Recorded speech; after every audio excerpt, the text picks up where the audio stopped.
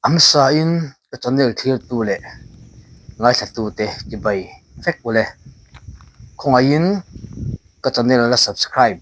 velo ten min lo subscribe sak turin ka ngen chewa tin comment le share po kha thei lo la tha nge subscribe to tu te chunga lom thu ron sei ngal bok ani e ole tun tuma chuan zo khwa fal kon mi kan phang ho don ani zo khwa hemi mun hi falcon no mania falcon aizol ason lakal lo tam tak nomonga ki pok chun tum hi kvai khat kalna ania eng chiang ani mi phang ho ila athao me o helai mun chu bung mong zo kami o azung leya ai pha at in kai darna se hle mai amoi dang lam hle mai hei arei ve to angreng boka zunga kai darna se khop mai hei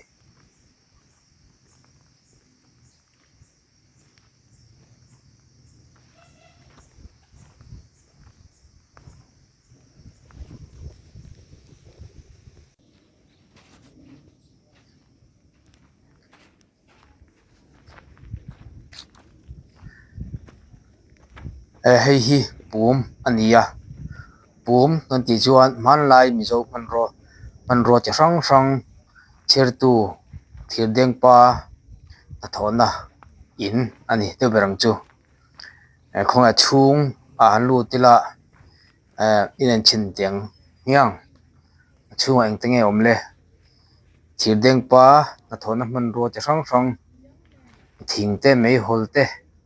ania hei la hrengai ro tan chuan thil ho reng tak chu ni hei vok kuang an ti mai cheman chira an rollinga an chi atuai siam an tuaya chu man ro te chu ni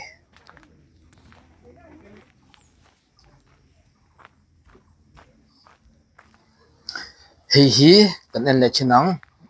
minran in man laia mizo in minran in ti in tara lu chinang lai hian archial oma mizo paina chun archial hi chu om vek ania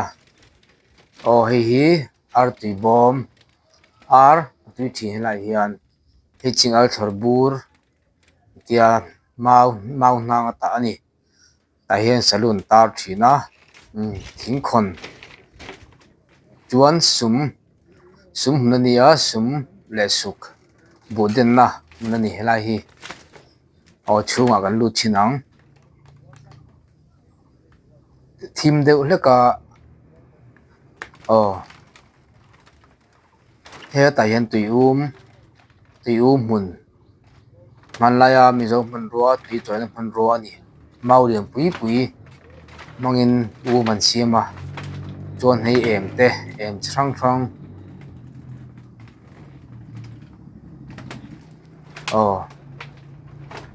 he la hian bu zem nia bu dana ta hian khum om boka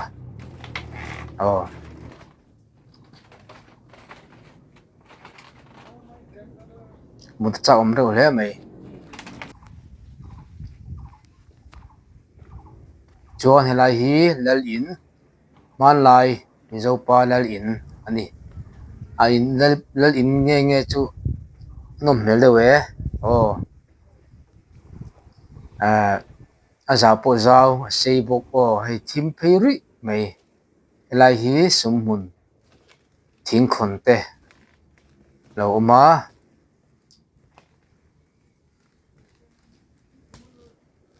he ta hian salu chi hrang hrang an na tar ani hei sele ni awm tak ani teacher mawi hle mai ar bawm awm bawk a hei hi pawh Suzuki ani a rei tawh kopang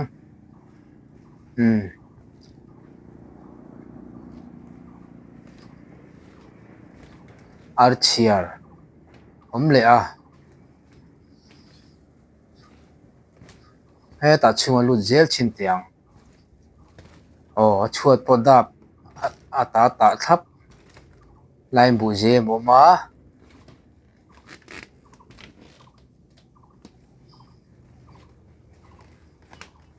tap lungthu pathum mangat alani hi arap hak thing lai hian thing ko tur an hak ro thin ani hei tung chaw kan ti kha khum bula a khum ban po de thiming chu tung chaw ani hi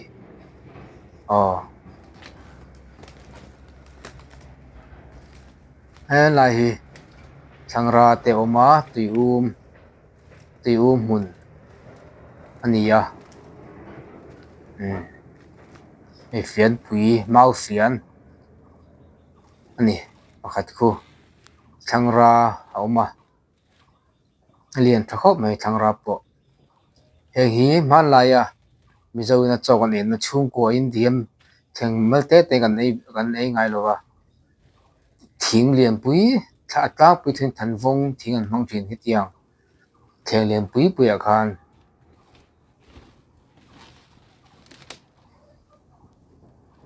fian mizo fian mau fian ani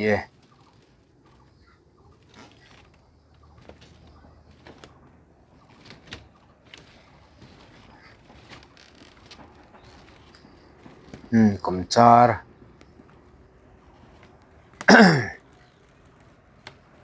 nom hmel dung hle mai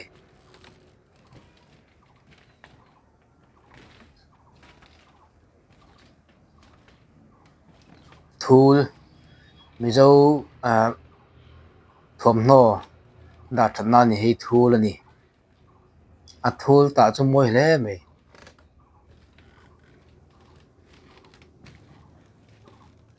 bazar dovan ten ti lai hi hei suit la suit pui ti suit ti chuan thret lomin ri nom chung yeah lai khum ania hei tung chaw kan tiang kha jena kan sui to kha ni tung chaw tap chak tap thutthleng thing thutthleng do thleng an ti lai tap sir kul thing phek hi do thleng an ti do thleng a un na thutar te po mizo hlaum kha no pang la lai hi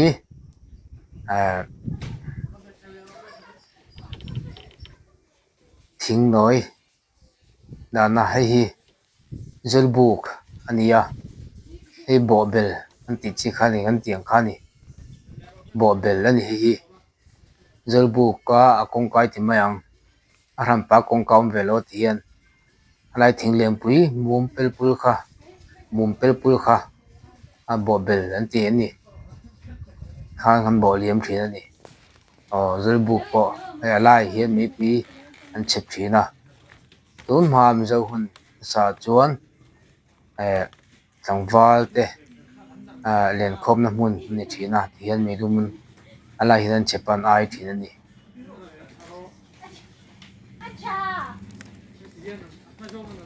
apa dain nom ve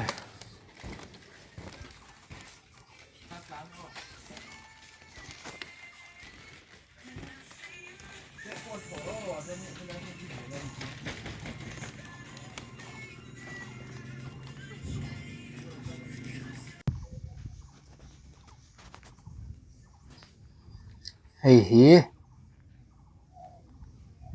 ngan lut ve liang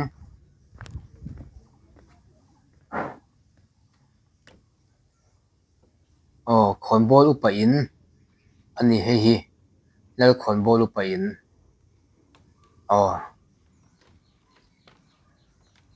hei lei ka pui an ming kan hret vek ome lei ka pui kan ting chi khania chhunga hian lut ve le chin tiang album te oma hei archier lo oma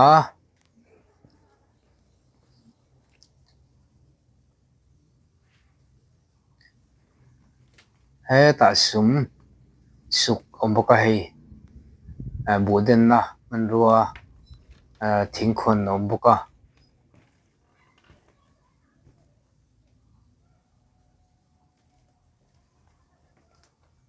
salu salu an tar ani lai hian salu tar na hi po amoi hle mai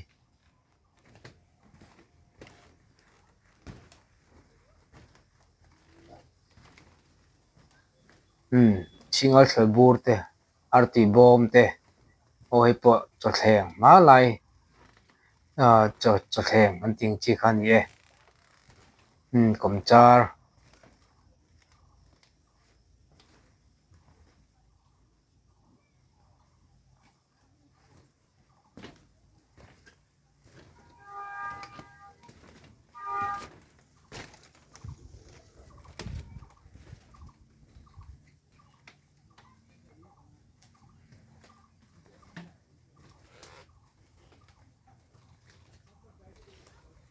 lai hian khum oma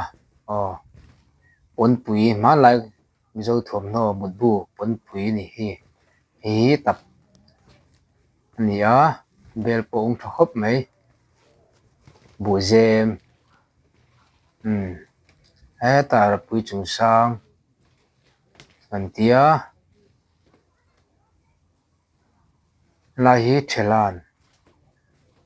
kan ti thin man ro chi rang rang da na ni em te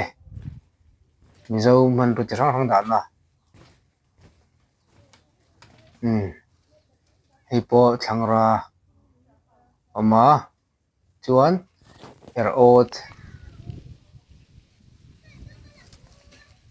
khulai khu engin ngen ni ve thung kal leila chuan kan lut leang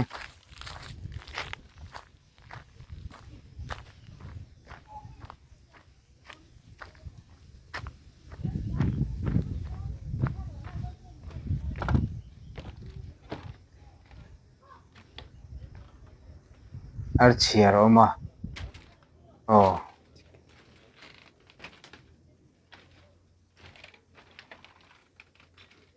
ar bom te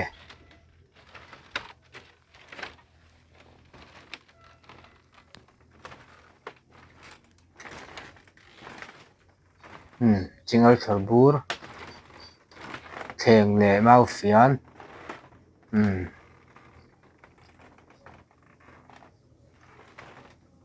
ot ani hi po em bu zem le a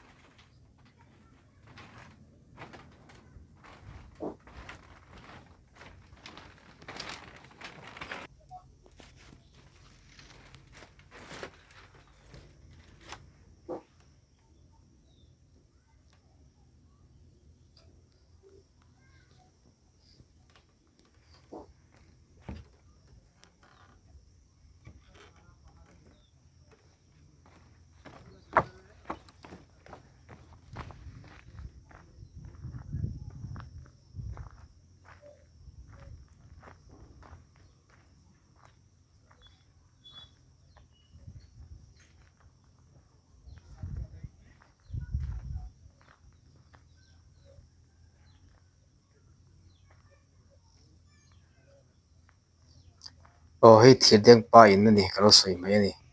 thir deng pa in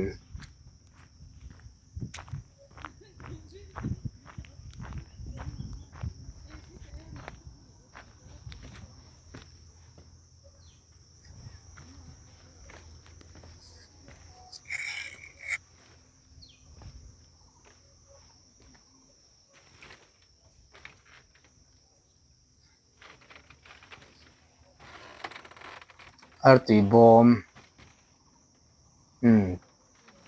buden na sum te ar bom te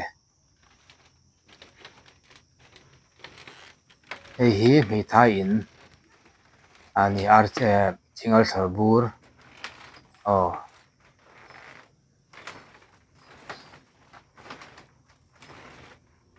album te chei theng te he ta em te lo ma mut bu pun pui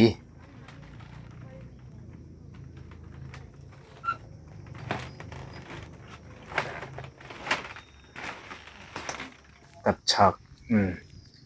o helai hianin ramar anuma en chiang chin teng ramar hi min hlawangim o ramar nu le pa an pideu hleka mai da ka zuen chu hasadon ni ko ramar ni ramar pa ino ahlo howa hi anu nomboka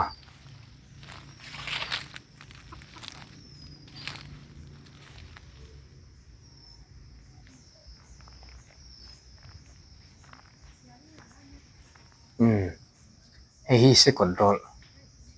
anti chi khani se control anti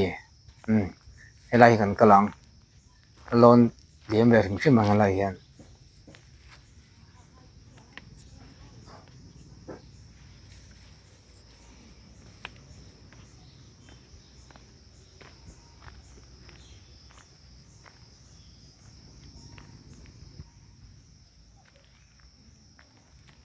amun hi nuam rem chang hle mai am hi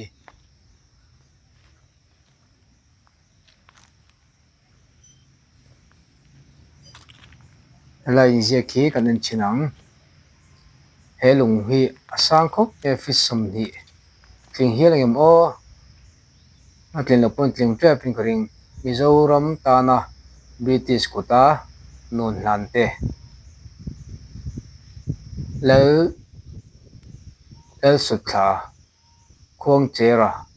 ngur bunga kalkhama lian phunga rupi liani ni kuala nizo kami ka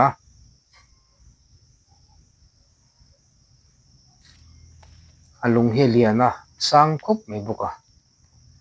aphun to hau tak don hi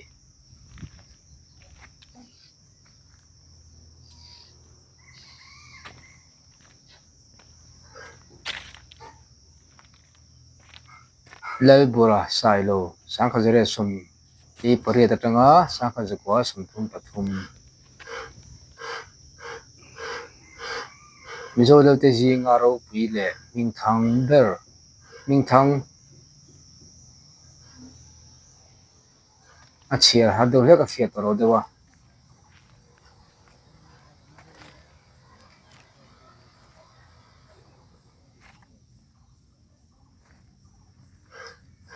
aizel bu kha ani